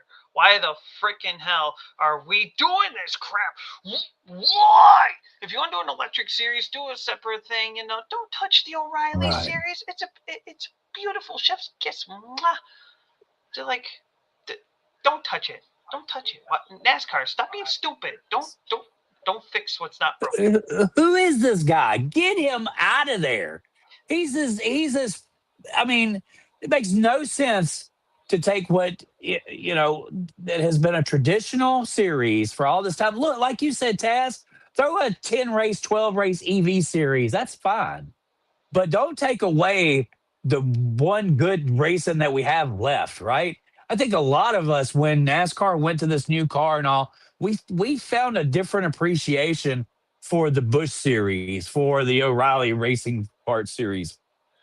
And it's because it reminds us of how good we had it when we had a car that looked like what they look like and raced like what they race like. The big tires, the 5 lug nuts, the H-pattern gear shifters. Those are the cars that we want to see on the racetrack. I'm not a sports car fan. I like watching sports cars at the 24 hours a Daytona, but outside of that one, I don't watch any of them. I mean, literally, I just watch that because there's nothing else on at the time. It's January. It's cold outside, and I can watch racing for 24 hours. That's it. That's the only reason why. So if you're going to take and stink up the one damn good thing that we still have left in NASCAR, which is our O'Reilly race parts race cars, dude, I mean, what are you trying to do? I thought we figured out that going to the extreme stuff and trying to compete with other sports is just not what NASCAR is meant to do. This is crazy. Even Dale Jr. was like, he thought it was just absurd. And I thank God for Dale Jr. because hopefully Mr. NASCAR Redneck won't be Jesus. stupid enough. I swear, Redneck Jesus saved the sport again. CJ, listen, man, please. I think he's dying at the Redneck Jesus hell are part y'all of it. thinking? I refuse to have electric damn lawn care stuff. I like my lawnmower with balls, and I like my weed eater with balls. Like I can't. So I don't even know with this. Like I can't see it. No, like, and once if you have a one, if you what is you have rain, but two, once if you have a delay, what happens if this race drags out? We've had races that I remember the one Montoya event. The race didn't finish till 1, 2 o'clock in the morning. You only got so much battery life before those things. I no, like it's just not. I'm Well, not hold on, so no, far Miss off Sharon from the brings up a good point. SUV series, right? Miss Sharon brings up a good point here. She doesn't see EV for a long time in NASCAR, and there's a good point because there's a YouTuber known as Eric Estep, and there's some videos I'll watch of his, some I just don't because I'm sorry, he's too much of NASCAR kiss rear ender. Yeah, he's a shrew. And Yes. some of the things he says. Right. But he did mention that there was talks of NASCAR looking into a hydrogen combustion type of motor type thing because I understand, and he made the point too. OEMs, manufacturers, are trying to adapt to how the cars are nowadays. Like I understand, there's electric cars and stuff like that.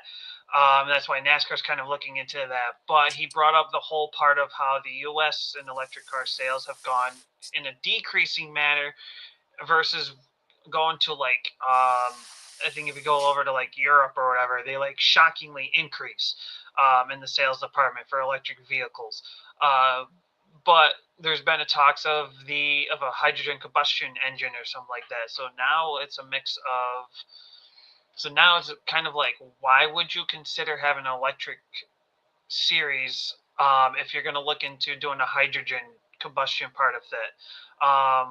So if you ask me, I would say if you're going to do an electric series, fine, but do it where it fits NASCAR in the mold. NASCAR has the Euro series. Replace those cars for crying out loud. I mean, you can't really say e-NASCAR because I mean, there's if you say e-NASCAR, people are going to think like iRacing and the virtual side of things.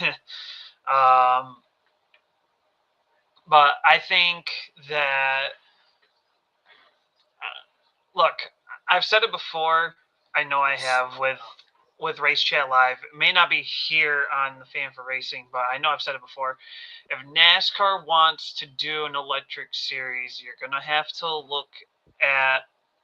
I think the best partnership you're gonna have to look at is through, and I think this is the best way to go is the rallycross side of things. I know Travis Pastrana with rallycross at one point worked with electric cars, and I know electric car rallycross was a thing over on the European side of things. So why not try to partner up there, create something? I don't know, but like I said, I think electric racing can be a thing, but don't go into an existing series and try to change things up there.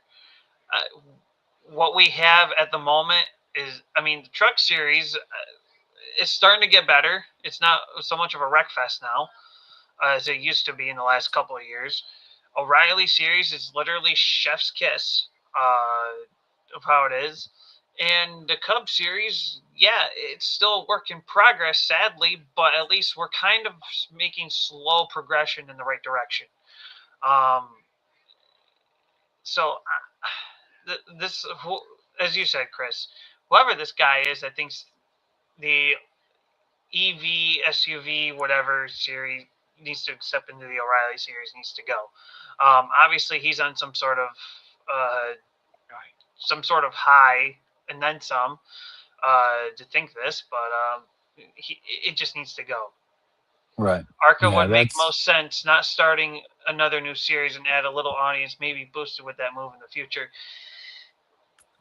I think if you get rid of the ARCA regional series, because in a sense the Cars Tour kind of fits that mold. Personally, in my opinion, if we do an EV series I wouldn't mind calling it like the ARCA EV series or something like that. Right. Get rid of the ARCA regional because they're basically just taking the Cars Tour and putting the name ARCA on it. That's all it is. At least to me, that's all it is. Yeah, the Formula E series has been around for 10 years. I think they still have to change cars halfway through the race. Like I just don't see. They have this like automatic charge zone or some shenanigan that they have to take like once every like 5 laps or some crap like that. I was trying to watch a video of how that series worked, and I still don't understand it, and I never will get into it. Yeah, I think that the best thing to do electric car racing with rallycross. I dig into that. That made sense to me. Right. Yeah. I mean, I could even see, a 10 race schedule or something like that. Something similar to the SRX series, something that draws in its own fan base, but yet maybe you have the car filled with, cup drivers or something like that. I could see that, but I just please don't take the junior series from the cup and turn it into something that the fans don't want to see. And just listen to NASCAR Jesus. He's gonna steer you in the right direction. and a side note with all this, I don't know how many people have listened to one of these EV cars go by, but they sound like a Jetson spacecraft. Can you imagine going the track and hearing these things go by like it? I couldn't even imagine. Sound like Casper. They're the weirdest sounding things ever. They don't even sound like a car running. Not even zing zing, Sharon. Not even zing zing. Anytime a hybrid pulls up next to me, like those new Camry hybrids, I'm like, this sounds like the Jetsons, man. There's no way. All right, let's get to the next one. Next part, I guess we can kind of combine the two here. Cleetus adds Nashville to his O'Reilly race schedule deal with RCR. Daniel Dye will make 4 cup starts with BJ McLeod and his race team. Cleetus going to Nashville, I think that's a great point there. Cleetus, I mean, big name as it is, no matter what. But the fact he's going to Nashville, that's a big market in its own right. Why not? That made sense. I would get him a country music album. Oh, good Lord. Just go holler at my buddy Kyle Petty. He'll get you hooked up.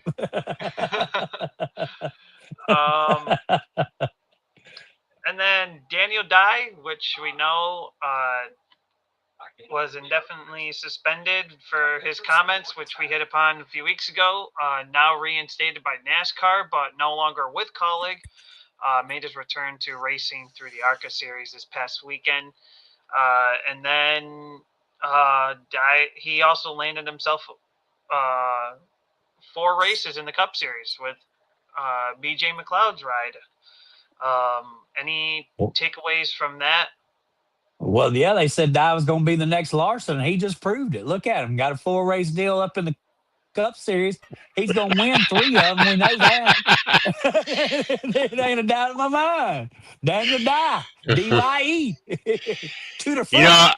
And after Cleetus gets the country music album wrote, then he'll come out there and make some laps. I don't know if you guys noticed that in ARCA, it's said Cleetus and Squirrel. It didn't have McFarland or Mitchell or not. It had Cleetus and Squirrel on the runner on the running pylon. The pylon. Yeah. All right, CJ. Sorry, I didn't mean to cut you off. I know you. I'm just sitting there thinking, would y'all call Dale Jr. NASCAR Jesus or something? Redneck Jesus. Cleetus is not too far behind in this whole thing with the following he's got going on. And I saw that clip of one of y'all said in the group earlier, the fans of one extreme and the other extreme or whatever. I think it's all hilarious that like either you're on board with Cleetus or you're not. Like either you love what he's doing and you hope he does good, or you just think he's just this overhyped redneck that does stupid crap. It blows my mind how extremely different everybody is with that. Um, Good for him. I look at it, especially we just talked about earlier, how the TV ratings for NASCAR, more specifically the Cup Series, is down. Why not have something that's helping bring, right now it's only in the O'Reilly Series, but it could eventually lead its way to the Cup Series. Because I tell you what, if it brings the viewership that it continues to bring and he gets the national attention, somebody is going to get a sponsor to throw him in a cup car. I mean, at just the end of the day, it's going to happen. Money's going to talk. The Daniel Dye thing, I still think it sucks that he lost his ride for something that it wasn't really gay bashing or anything. Like, it wasn't like he just went hardcore, and like we've all said things that was just as equally as stupid, that wasn't really, like I said when we first talked about this, growing up, we would talk about, hey, that is really gay or something. Not that we were trying to talk about homosexual people. Anything wrong with that. It just what we said. Like, something was gay back then, something was just stupid. Now they just use a different word. How now they walk around and say 6'7". Like, I mean, 6'7". It's just what it is.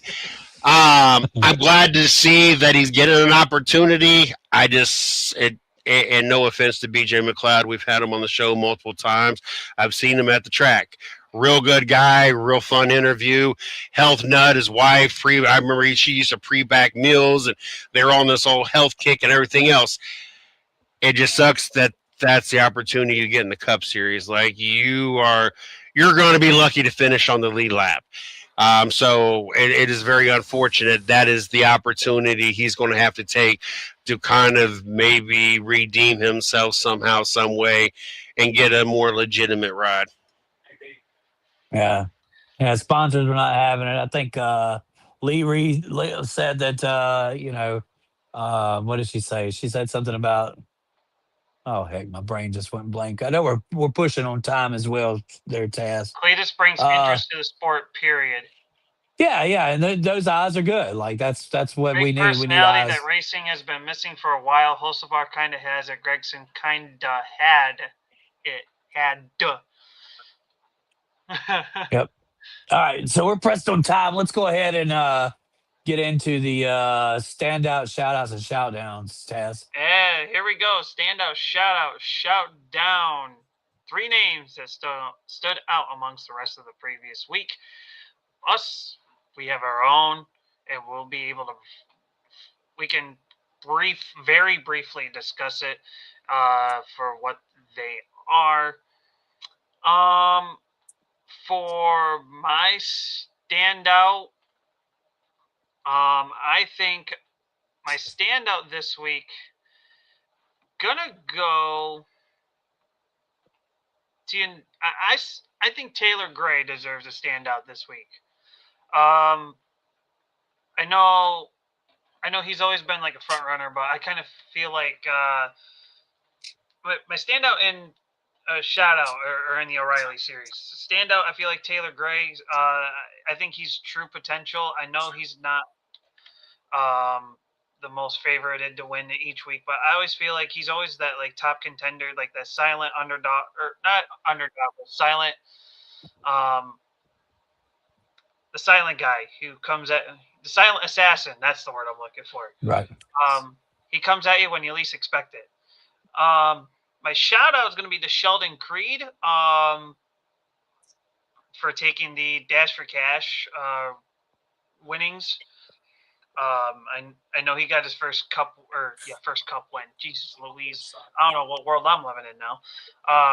First O'Reilly win not that long ago. Now he's got the Dash for Cash win, so I feel like he's building some momentum there for the Haas team. At least they're doing something right somewhere. Not being an abysmal backmarker in the Cup Series. And then my shout down, well, it's going to be to this freaking clown who thought the Electric Series is going to replace the O'Reilly Series and make it better. Look, Jamie's like, he said standout is Heim in Cup Series. He took that right out of my mouth. And Taz, you took out my shout out to Taylor Gray for, of course, getting his first win or his first win of the season there. And my shout down was William Byron for that bum ass move that he did that put Carson Cavapel up on his lid and flipped down the backstretch there. That was a scary moment. I don't know if you guys seen that live, I but saw that. I was actually at the racetrack and come home and didn't know anything about it. Just put the TV on, was sitting there uh, preparing me a nice little piece of pizza. And I look up and there was a caution. And the next thing you know, the camera goes to Cavapel going head over heels down the backstretch. And luckily, he was all right, to the testament of these cars and how safe they are. But all right, Mr. CJ Sports. All right, I'm going to keep mine simple, and it's a lot got to do with lawn care season here in the Dayton, Ohio area has been really well because of this weather. So I didn't get to catch a lot of things, so I'm going to keep mine simple. Standouts, Tyler Reddick. That's 5 wins. You've won more time than everybody else combined. Period. Like that above and beyond, and I'm still a believer until you knock him off the top that they should still be on top. Which leads me to my standout, which would be 2311, have 4 cars in the top 15. Has been one of Taz's big thing about why 2311 has fallen is because your lack of performances. But now you had a team performance. All 4 cars perform. So therefore 2311 should have gone up this week. We're going to find out. But you had all 4 cars actually perform and one of them won. So that is definitely a standout for me.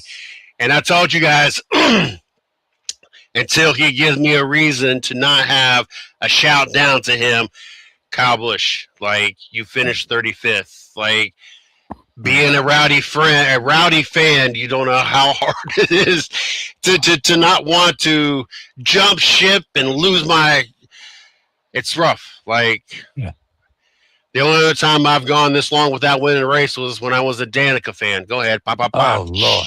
Oh, wow. So I wouldn't have even admitted that. So all right, so that's real my quick, 3. I want to give a shout out. So since my shout out was kind of taken away with the Taylor Gray, I want to give a shout out to these people who were interacting with us throughout this show tonight. I want to give an honorary shout out to these people who have spent their entire 2 hours like arguing with us through text message or agreeing with us. I mean, thank you. We know that somebody's listening to us. Thank you so very much. And if we didn't read all your comments, we're sorry. We tried to stay there. Thank you for being a part of that. That's your shout out right there. That's saying, hey, you're welcome back anytime. But we do have a poll question to get out real quick. Taz Taylor, I'm going to leave that poll question for you. It has been added to the website, to the Facebook page, so it has been shared around already. All right, so the poll question is, should NASCAR count the stage caution laps, not the regular caution, stage caution laps? It was like it was already talked about in this show. Yeah, you son of a Oops. And 22 people have voted no, they should not count the caution laps, and 6 have voted yes. So we're already seeing the trend here. People don't want the caution lap, and I think that could do away with the overtime bull crap as well. Yeah, the state. I think the stage caution laps should not count. I mean, that's more laps that the fans get. So I mean, they're kind of getting more for their dollar, I guess, when they go to the races. More for the dollar for the viewers sitting at home watching. So I say the stage caution laps should not be counted. And the sponsor money, with all those commercials they got. Yeah, Fox. Yeah. Yeah. Heck yeah. No, all sounds right. good. With the little bit of time we got Dega coming up this weekend. Yes, before we do. get into our rankings. Chris, you'll be there in attendance this weekend at Talladega as per usual. So Chris will get the lowdown, throwdown at the Degas. I think this next week. is our 27th trip to Talladega Super Speedway. Look, I was laying in bed the other. Let me just say this real quick. The Taz's weekly rankings hasn't been taken as long, so I do want to add this. When you do something for a long time and you do it for over a period of time, you almost, as time moves on, you forget about how important it is to reflect back on why you do what you do. And my wife and I, on a wing and a prayer, went out in April of 2010. It was the race following the Carl Edwards, Brad Keselowski, Ryan Newman incident. And I told my wife that time, sitting in front of the TV, that I was tired of always wanting to go to Talladega. Well, here we are. We're working in a part-time job in a kitchen in the middle of nowhere called Family Fish Camp. And I looked at Miss Heather, and she looked at me, and I said, "Do you want to run to Talladega tonight?" And she was like, "What?" I was like, "Yeah, let's just run to Talladega. Let's take the minivan. Let's go park in a truck stop parking lot, and let's go watch a race." And she was like, "Let's do it." That's why I love my wife. So that night we got hit by a big truck, and it knocked the back glass out of our minivan, and we had every reason in the world to go home, but we didn't. I'm sitting over in a Huddle House parking lot with a busted back glass, a bent rear hatch on my minivan. Luckily, we didn't get killed, and I was about in tears. This was not planned. We didn't even have tickets. We just were on a wing and a prayer. And this little song come on the radio, and I think that you guys have heard it. It was by Bob Marley, and it was "Everything Was Gonna Be All Right." And that song had a lot of significance to me. My mother passed away when I was 23 years old. We had CD players back then. I literally went to sleep every night listening to reggae. It helped me feel better as I dealt with a tremendous loss. And so while I was back in the back of that minivan cleaning up broken glass where my children normally sit, that song come on, and it let me know that I didn't need to just pack up and go home. I didn't need to give up on what I'd wanted to do. And now that I had 26 times to reflect on going to that event, it wasn't the racing that I remembered most. It was all the other memories, the campground memories, the people that made the weekend. We had, for instance, one time a guy by the name of Dale showed up in our camp, and his motorhome had supposedly burned up. And we just took care of him the whole weekend. We made sure that Dale had a good time. So Dale had tickets to go to Talladega to go to the racetrack. But as soon as it was race time, Dale packed him and his girl up, and they headed north. They didn't stay for the race. They got taken care of. We had another guy. He was a deaf guy, and he was there for a convention or whatever, and was out and there. And look, he stayed with our camp.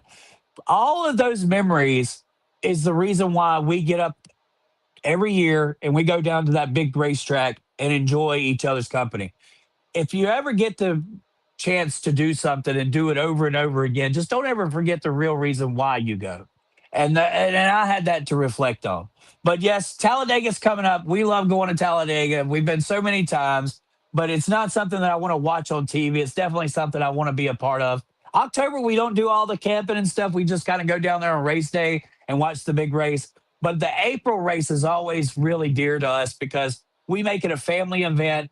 My boys have been out there since 2015, so this will be their 11th season.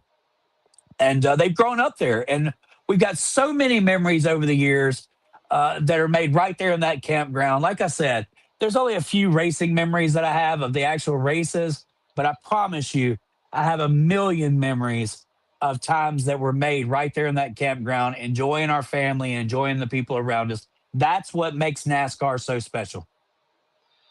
All right, before we get into the rankings here, Chris, I have one question because I think CJ and I were not in this.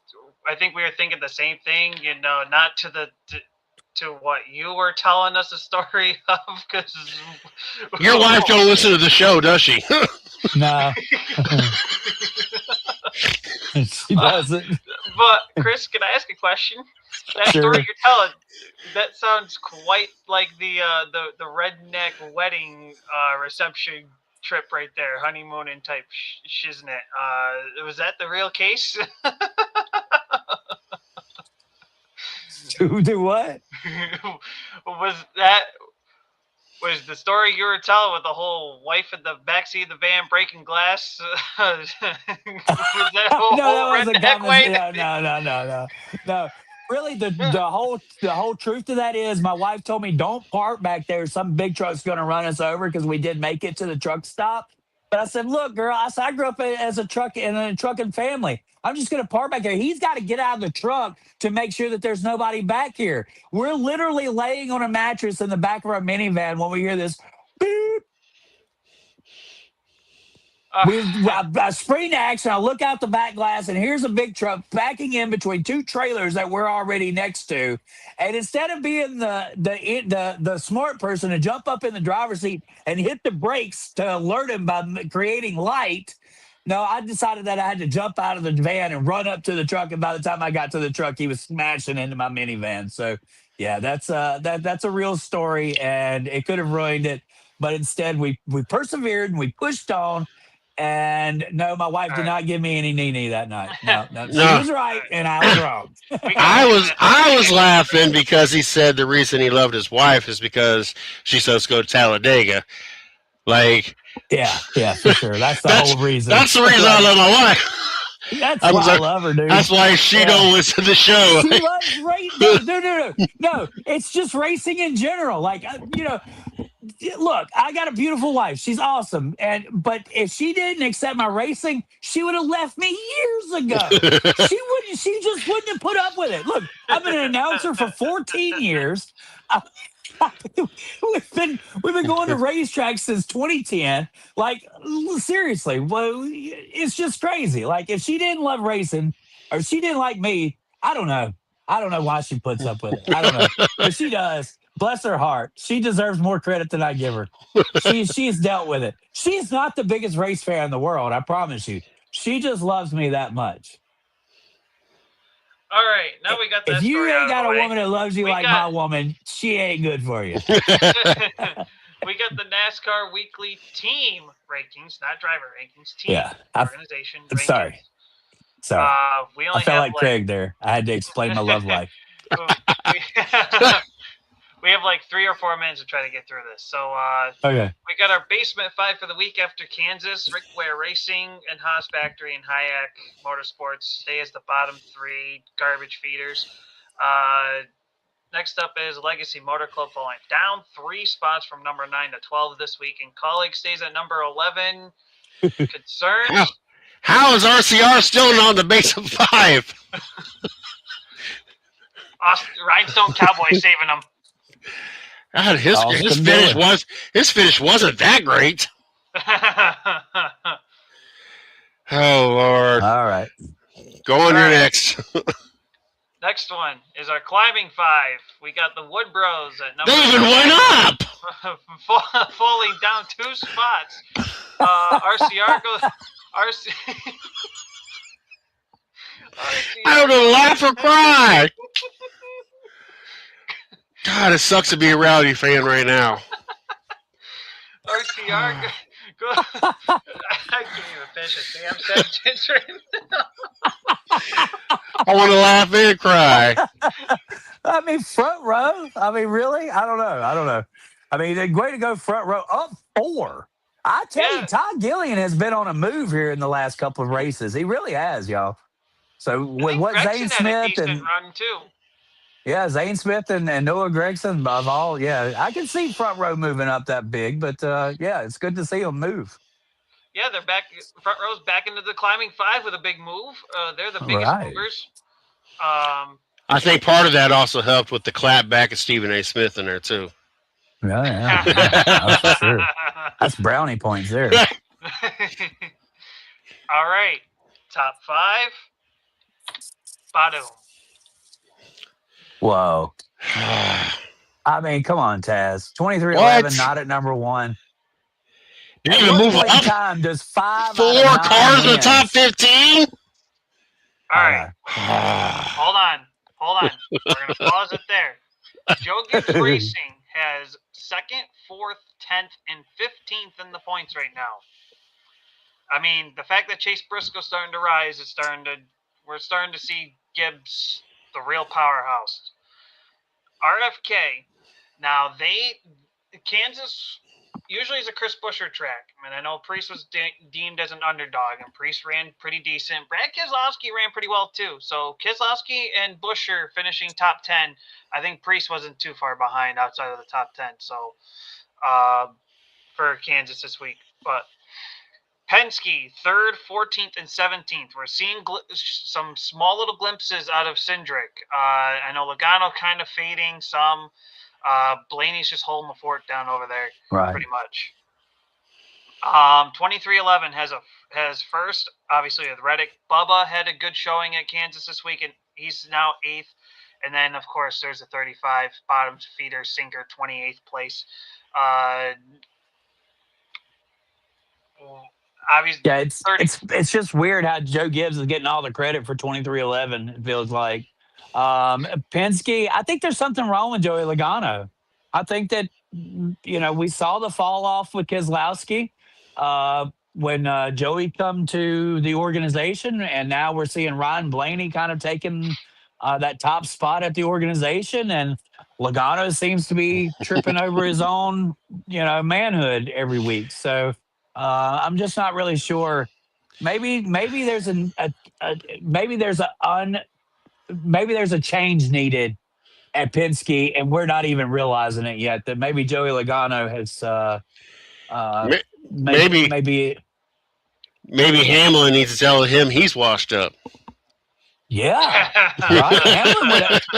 I mean, look, that's wow. That's a lot. That says a lot there because Logano does say it seems like even the year of the championship, he was off that whole year. Like he just put together a magnificent end, and by the grace of God and Alex Bowman getting thrown out of DQ'd from a race that put Logano in that position to go on and win a championship.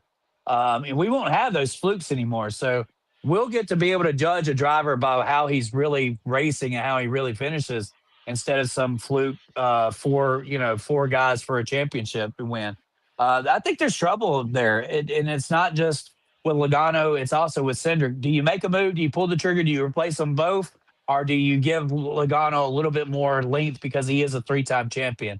I think that Logano is probably on his last deal with Penske if he re-signs. I don't know what his deal looks like, but I'm sure that there's an out clause somewhere in that, and Logano probably won't finish his career at Penske. I know that sounds crazy, but I will put that right here. 625 consecutive Cup starts for Joey. That's a good stat right there. Appreciate it, Jamie. Look, I do appreciate you guys, and I know Taz does too, the host of the show, and Mr. CJ Sports for all the added commentary that y'all been able to bring. It warms my heart to know that people are watching the show and have had just as good a time as we have. So look, Joey's contract through 2029.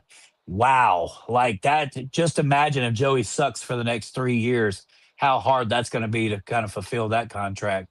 There comes a time when drivers do lose it. They just don't have it anymore. Or have we seen that from Joey? Look, I think Taz, you know what to do here. It's probably time to post those the people who helped this show go. Yeah, let's. Jason, you want to run through those? Carolina Sports Plus. Make sure you guys check them out on Facebook. Give Mario a shout, the owner of Carolina Sports Plus. Get all your merchandising needs over there. You guys can catch him at probably about between 20 and 30 festivals down there in the Fayetteville, North Carolina area. Next, we got McMillan's Lawn Care and Landscaping. We're out of Dayton, Ohio. Take care of all your lawn care needs. It was called 937-999-9793. The 110 Sports and Collectibles. You guys can check them out at the 110 Sports and Collectibles company.com. We got 5 locations: West Milton, Lancaster, Hocking Hills, Logan, and Monroe. Make sure you guys check them out as well. Awesome. All right, everybody. Thanks a lot for listening to Wednesday Night Race Chat Live. Be back same bat time, same bat place next Wednesday night. We'll get you the lowdown of Talladega. Chris will give you the insights. Hopefully, he doesn't have this old big old semi truck coming at him with his wife and and Don't put that on me, Ricky Bobby. let's do some shaking bacon. Yeah, that's what we're going to do. You can do some shake and bake. But it's been the Caution Flag Race Radio. Chris Creighton all the way over there. I got Mr. CJ Sports with 110 Nation. And I'm the Tasmanian Double Flaggers, Taz Taylor, saying good night. See y'all next week. Good night, everybody.